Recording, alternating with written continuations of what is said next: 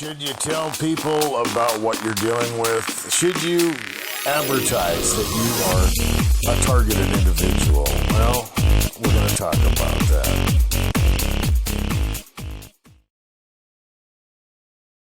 The life of someone plagued by group harassment, gang stalking, well, it's complex, and to say the least, it's impossible to explain without either getting frustrated or looking insane. Okay, those are the facts that people who are experiencing group harassment deal with. It's just the reality, the nature of gang stalking, all the methodologies, everything that's involved in the art of stalking someone this way, using the covert techniques to discredit them, to make them look crazy, and to make them dysfunctional. And I've talked about before that, people who experience group harassment are going to become very apprehensive. They are going to become paranoid. It happens to 100% of the people that are afflicted with gang stalking. And I've talked about that before. If you are feeling ashamed or whatever about your paranoia, you're going to have to get over it. It is a natural reaction to what you're dealing with. I've talked about that a lot. People who are attacked are going to think about it. Okay, it's, we'll just put it into something that everyone can relate with. It doesn't matter if your, trauma involves gang stalking or it involves, some other type of attack. I've talked about that before where someone might be assaulted physically or whatever, and they become obsessed with preventing that from ever happening again. Their mind is altered. They are going to think about that stuff, and their life is going to be different. They might carry weapons or, get a security system or have guard dogs or whatever. But they're going to be different, okay? And now that you've experienced gang stalking, now that you've become a victim of this type of trauma, you're going to be different too.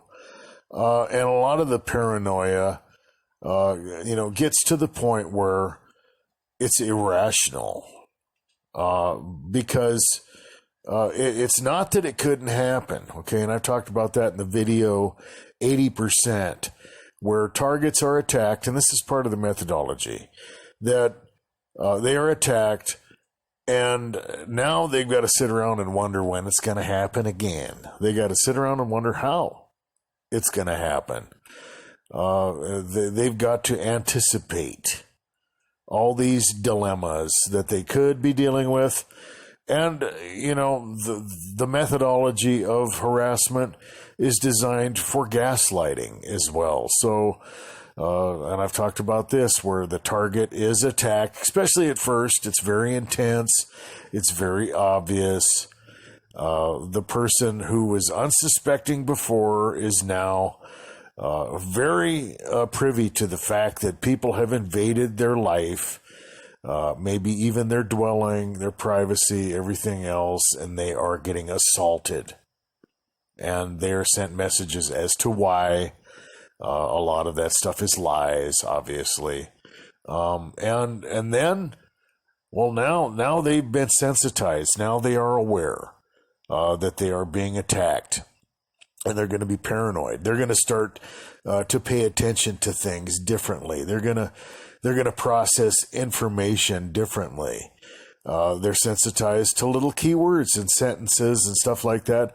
And the idea is to get them to read into things and see things that aren't there, to be apprehensive, no matter what. And, you might have a period of time where you don't have anyone messing with you, but now you're paranoid. Now you're worried about it.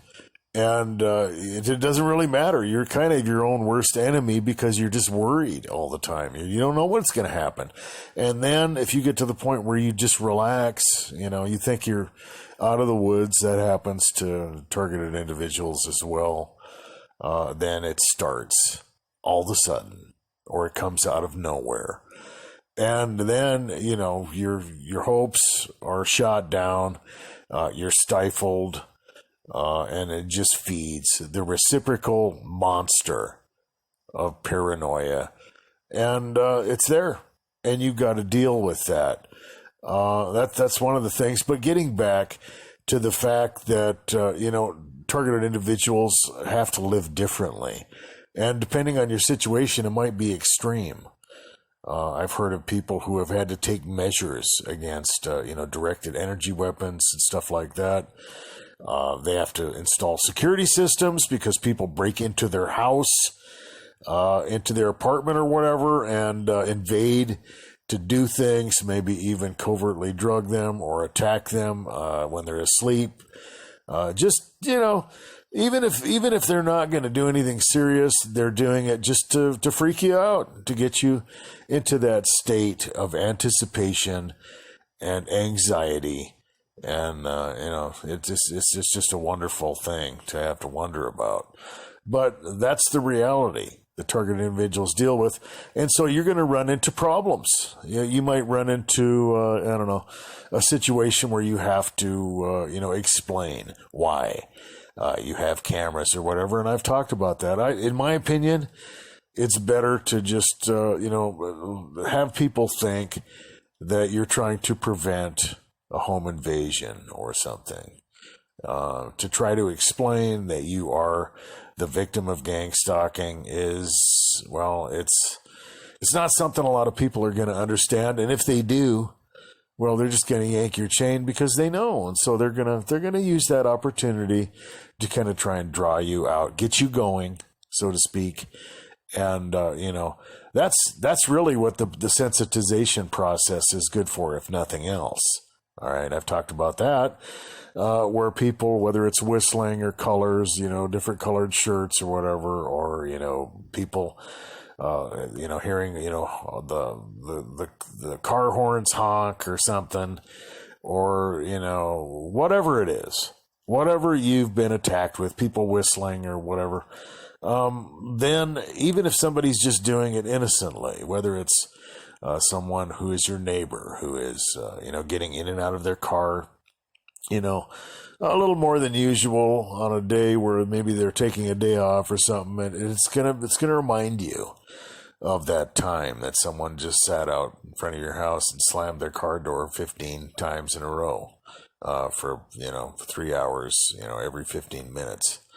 Or it's going to remind you of, something that agitates you or whatever. And, that can happen. So you have to be careful, even if you have to explain yourself. Maybe you're in need of a roommate or something, and you might have to warn them. I would keep it simple, because you can get drawn into that reciprocal conversation to where, one question always leads to another. Why? This is happening. Why? Well, I don't know exactly, but okay. And then you're caught into that labyrinth of, convoluted circumstances. And, it's just designed that way. When people try to get help that are targeted individuals, they're legitimately being attacked, but it doesn't sound like it because it's not really something that makes logical sense. People breaking into your house and not stealing things or not vandalizing your property.